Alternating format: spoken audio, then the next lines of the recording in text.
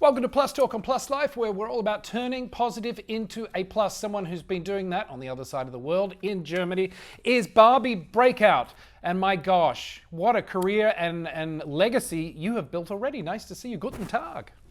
Guten Tag. That Thanks was for, very good. thanks for doing this.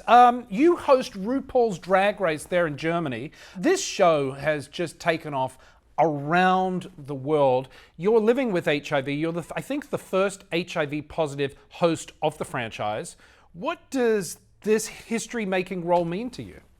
I mean, it's the biggest honor of my life, to be frank. I've been religiously following the show for, 15 years now, right?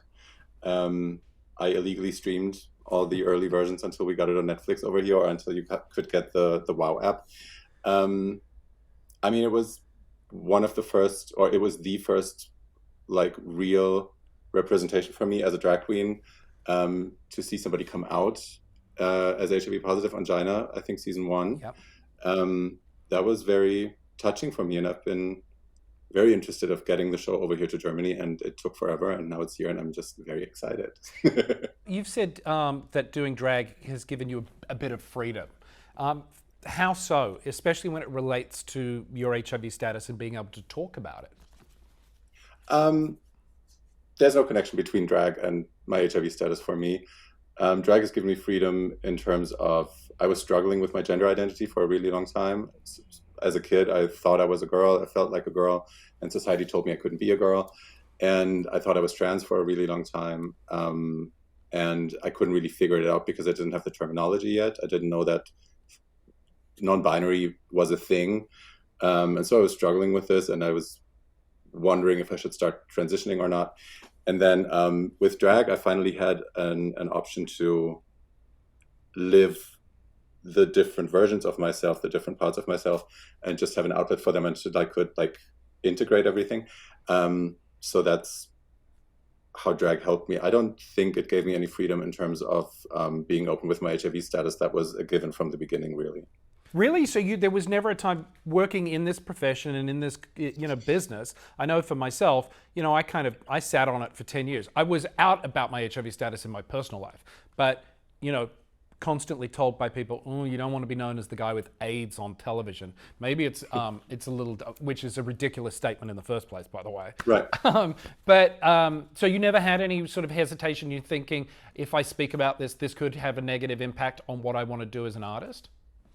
No, I did. I took like a week or two to just, talk to my closest friends and like try to figure things out. But the moment it was out there was never a moment where I thought, maybe I shouldn't tell anyone.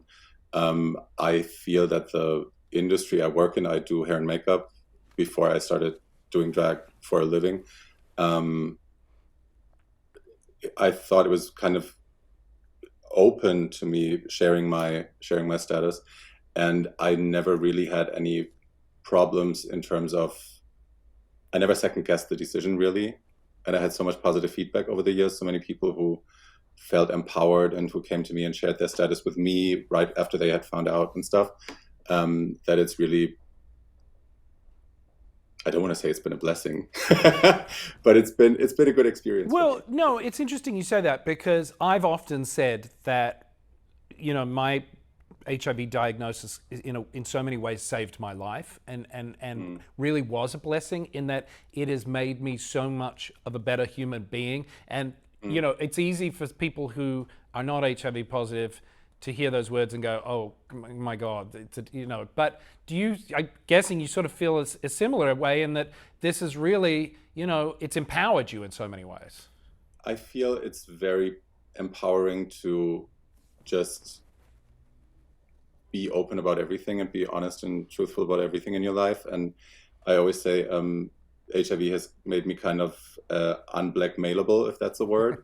Yeah. If you just live your truth and don't give a nobody has any power over you, and you can just live very freely, I feel. So I know you wrote your first version of your autobiography in 2012. Was that experience and putting all of that, whether it was dealing with talking about your HIV or mental health or drugs or whatever, I've got to imagine that was a very nice kind of like let that all out, as you said, so no one can hold anything against you. It was really a project that happened because of me finding out, because of my diagnosis. Because after I'd found out that I was positive, I was like, okay, I don't want to do the party thing anymore. I don't want to do drag at the moment. I don't want to drink. I don't want to do drugs. I just want to like sit with myself and find out what's really important in my life and what really makes me happy. And that was a lot of time to spend alone and, not do my regular things to regulate myself.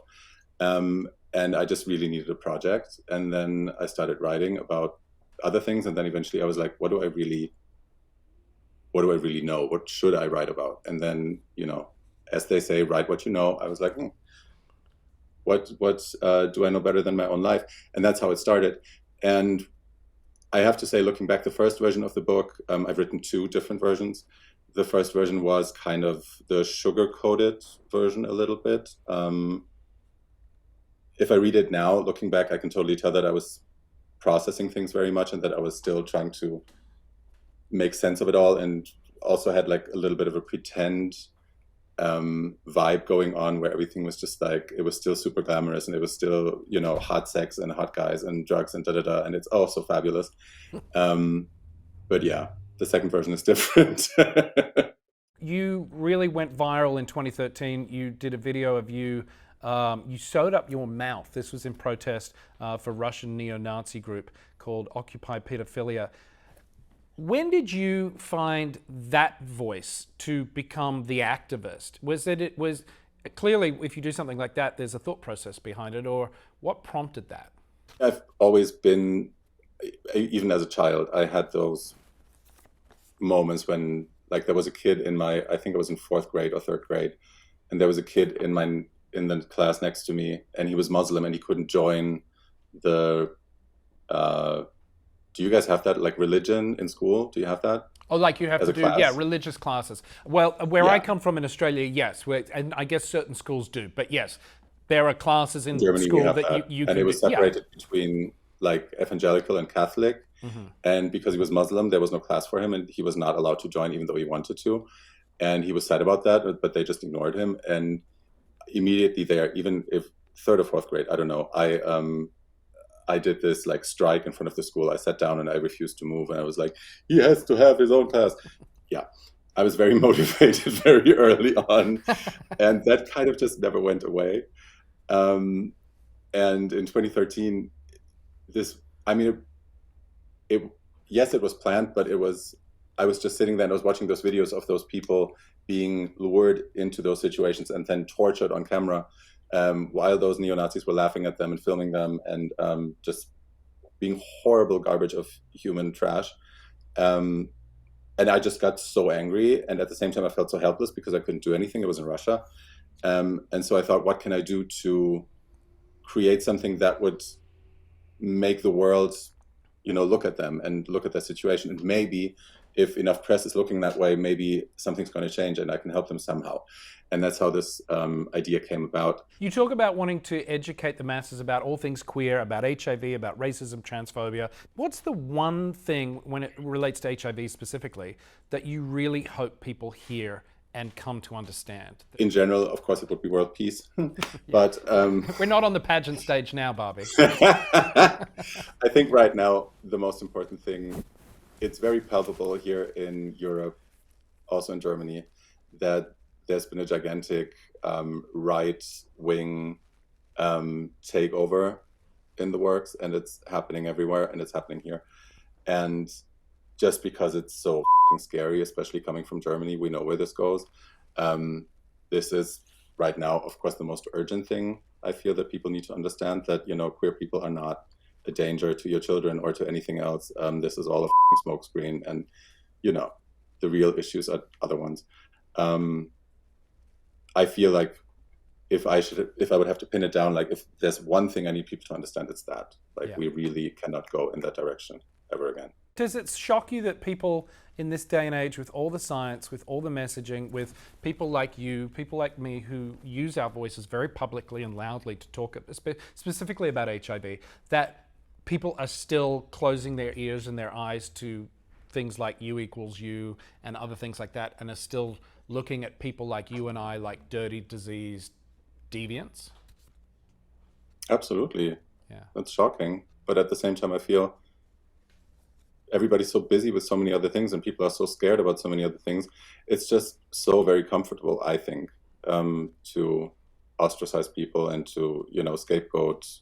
Listen, I think what you're doing, whether it's through your activism or certainly being the face of Drag Race Germany, says a lot and does a lot to change people's hearts and minds about HIV and what it means to live with HIV. Barbie Breakout, thank you for spending some time with me today. It's been a pleasure. You.